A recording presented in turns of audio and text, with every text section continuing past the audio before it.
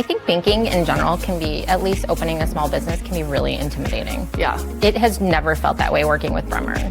Our business wouldn't exist without an SBA loan. Bremer swooped in, held us under their wing, and walked us through it. And we ended up getting everything we needed. Bremer sees us. I mean, like, really sees us. They're our cheerleaders behind closed doors, and who knew it was going to be our bankers? I know, right? It's Not Your Fault is a podcast for parents, caregivers, and young people navigating the world and its challenges. Here's your host, Brandon Jones. Greetings, everyone, and welcome back to another installment of It Is Not Your Fault, a teen mental health podcast. I'm your host, Brandon Jones, and on today's episode, we're going to talk about fostering an environment where your kids can actually talk to you about their emotions. Yes, fostering an environment where your kids can actually talk to you about their emotions. If you're new to the podcast, welcome. I hope that you get a ton of constructive information from this podcast, and I hope you get connected with other folks who are on the same podcast network as myself, which is Sheletta Makes Me Laugh. More about that later. But if you've been here for a while, you probably understand that one of my key things that I always offer is very consistent. Some of you probably guess it before I even say it. It definitely makes me sound like a broken clock. Podcast after podcast after podcast is opening up a space for the young people in your life to talk to you about the things that are going on. I say it in different ways, but ultimately that's one of my core solutions. And recently someone asked me, well, how do I do that? What does that actually look like for me, for my young person, etc.? And the reason why that's a very consistent answer for a lot of the topics that I address is that by the time your young person, your child, the young person that you're helping enters into that preteen and adolescent phase, they have reached, hopefully, they've reached an area of maturity where they can verbally express how they feel. Now, they don't always do this unprompted. Sometimes they do. Sometimes they do. But it's important that as caregivers, parents, youth workers, whatever, however you want to identify yourself, that we're fostering environments for those conversations to take place. Um, Oftentimes on this podcast, I'll use myself as an example. I am a parent. I'm in a co-parenting situation. My oldest daughter is a teenager. She's 12 years old. And my middle child, she is 9. So she's getting closer to there. So I'm going to have two young ladies who are entering into this phase pretty soon. And me and my 12-year-old, we've had some interesting times over the past few months. Again, if you've listened to the podcast, you probably have, connected some dots and, you've heard of some of the things that have been shared within my own parenting journey here. But there was a very interesting dynamic that came up between myself and my daughter that made me scratch my head a little bit.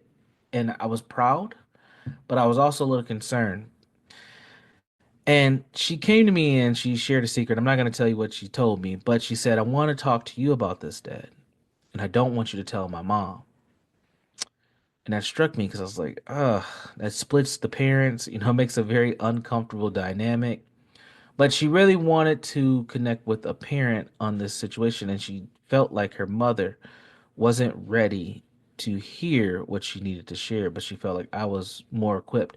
And I'll be honest with you, a lot of that is due to how I have set up my position as a father. I've always told my kids, and they probably hate that I say this to them now because it's been so repetitive, that whenever you have a question, never be afraid to ask, never be afraid to bring something to me, and I'm going to do my best as your father to answer at an age appropriate level. And I always said that age appropriate level.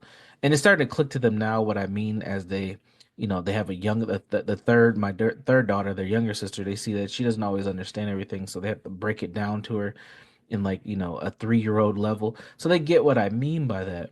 And I think that they've appreciated that when they bring something to me, they can ask questions. I think a lot of kids are shut down from that. I know when I was growing up, it was never encouraged for young people to ask questions. You were to, speak when spoken to, stay in a child's place, and stay out of grown folks' business. Like that's the lesson that I got as a kid. And that's the lesson that a lot of these kids are dealing with now. I mean, they're dealing with, this unspoken inability to really talk about what's going on in their lives. And I hope that you are creating an encouraging environment for the young people in your life to talk to you, especially if they're in their adolescence, because that's usually when they need to talk to somebody, and that's when they start to pull away from adults. So fostering that environment, that space is important. So like I said, I was inspired by a few conversations that I've had over the last week or so with a few parents, and then also there was an article that came out, um, an MSN article that came out that says ways to encourage your children to talk about your feelings. So this is something that's currently happening right now. Is discussing how things are going, what things are being done. So I want to give a few tips on how we can do this and create this space. And again, these are just strategies. These are not solutions. The solutions are subjective. And what I mean by that is it depends on who you are, it depends on the young person that's in your life, but these are things you can try to get to that answer for you. The answer will not be the same for everybody. It's subjective. Depends on what you have going on, the dynamics, your personality, the young person's personality.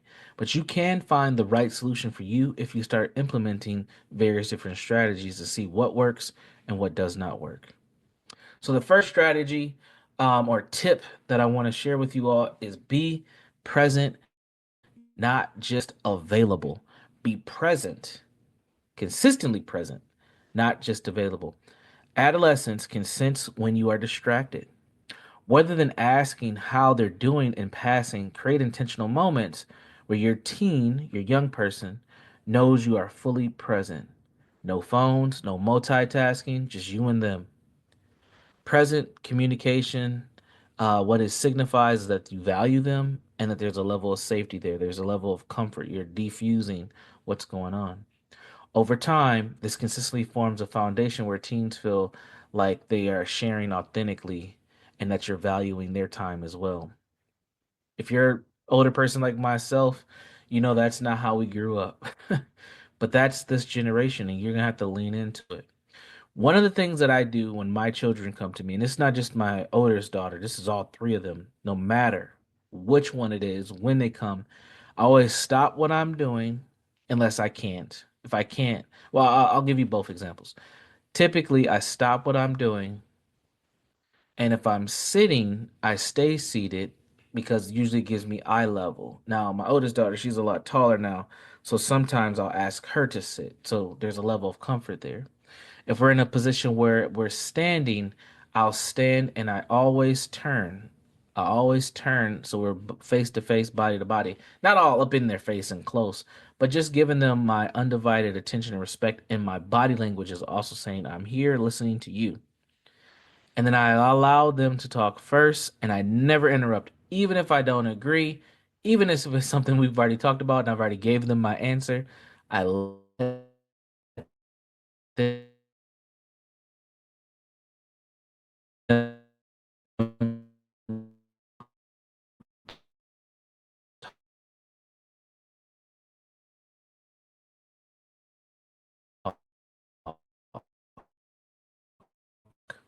and I've had to work on this. I'll be completely honest. I've had to work on this.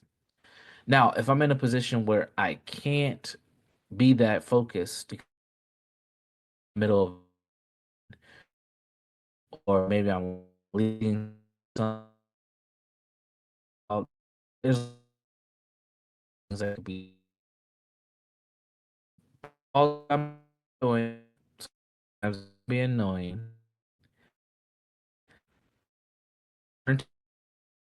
What do you need? Time. Let me wrap this up. Let me finish this. Once this is done, I'm coming to you. I'll let you know. And then you have to follow up. Don't get distracted by another thing. Go to your child. Your child needs you. These are all important things to do. Not easy things to do, but definitely things that will help you navigate some of the struggles and troubles that you may be dealing with when it comes to communicating with your child. All right, so that's just the first one. We got a couple more to go. Validate first, fix later. I just kind of talked about this. Validate first, fix later if you need to fix at all. So, one of the most common reasons teens, young people, shut down emotionally is the fear of being judged, dismissed, or quote unquote solved.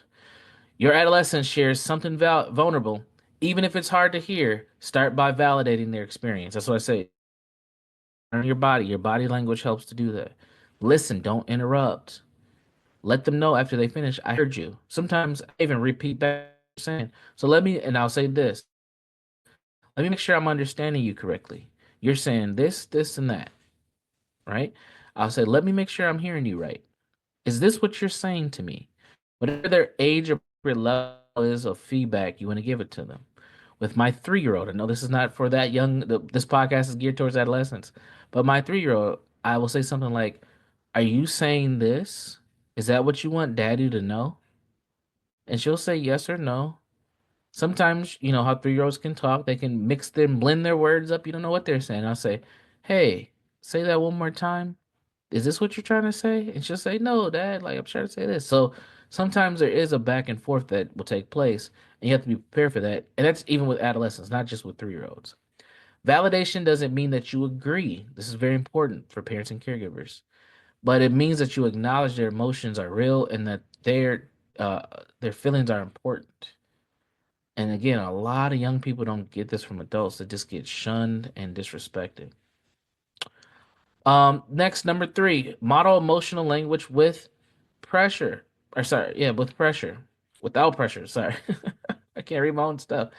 Model emotional language without pressure. So if you want your teen to talk to you about their feelings, show them how. Normalize expressing emotions by doing so yourself in a grounding and respectful way. I'm always talking about modeling behaviors. If you don't model your behaviors, young people will get models from elsewhere. There's enough influences out here where they'll find it if you don't be the main people kind of leading that level of influence. So you got to model healthy habits for your kids to endure them, but don't put the pressure on them, right? So what you do is, you have to say things a particular way. You have to position yourself in a particular way, and this teaches your teens that emotions are normal and natural. They're manageable, and they're not something that they should be ashamed of. And then number 4, I'm gonna leave you with this one. No, actually, I'm gonna give you 2 more. Number 4 is ask open-ended questions, right? And know when to let things like silence speak for you. Sometimes you don't have to always have an answer. So, example of this. So instead of saying, "Did you have a good day today?" Right, which is yes or no, say, "What was the best?" And but we kind of move beyond that because it's become a natural part of our conversation. But we say, "What was your high today? What was your low today?" That opens up a dialogue. It's not just, "Did you have a good day today, honey?" Yep. Okay. What happened? So, and then also, if they don't respond, which sometimes teens don't, you know,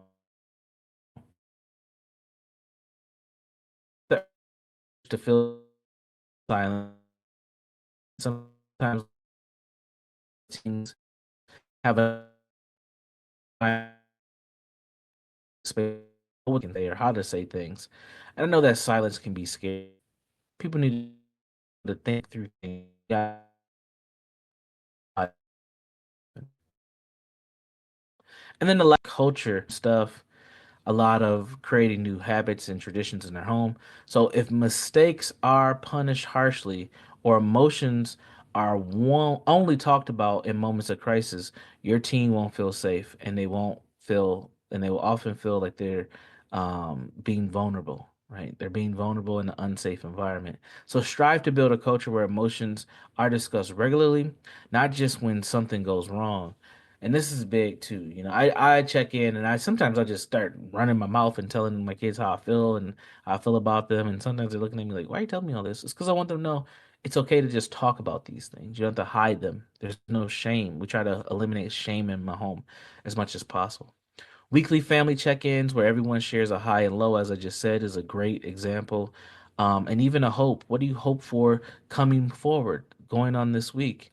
But keep things very brief and non-judgmental. That consistency is what's important. You don't have to have these long lectures and dialogues. The consistency in talking is important. So again, I hope that these 5 tips can help you create and foster an environment where feelings are normalized, teens can talk to you, and they have a space that they can come to you. I felt it was right for me to break this down because I use it all the time in most of my podcasts. You always hear me say, create a space where young people can talk to you. This is how you do it. but it takes intentionality on your part and consistency. Start practicing it now. And heck, you might even want to do it with some adults in your life, to be honest. This is how we start moving forward, especially in this society that we live in, where we're so polarized on ideas and topics and thoughts, and we're so shamed by how we identify, how we think, how we look, etc. That it's important that you foster an environment where people feel comfortable enough, not just people, the young person in your life feels comfortable enough to connect with you. All right, that's going to do it for me. As always, you can check me out in 3 different spaces and places. The first one is at the Facebook group. Just go ahead into your search bar and search "It Is Not Your Fault" podcast. You can find articles like this one, other great past episodes, as well as great information and content right there on Facebook. Search "It Is Not Your Fault" podcast. Find us, like us, follow us there, and let's stay connected. If you want to connect with me directly, maybe you have a question, you want to check out some of my work, you can go to my website, www.jeggna.org. That's JEGNA.org. That's jegna.org, where you can find me at my website. And then if you like this podcast, you're probably going to like the other ones as well. And that's where you'll find a plethora of amazing podcasters. And that podcast network is called ShelettaMakesMeLaugh.com. That is ShelettaMakesMeLaugh.com. Go ahead and check us out there as well. And as always, be safe, be constructive, be well, and I'll see you on the next episode. Take care. To check out previous episodes of It's Not Your Fault, or to learn more about Brandon Jones, log on to ShelettaMakesMeLaugh.com.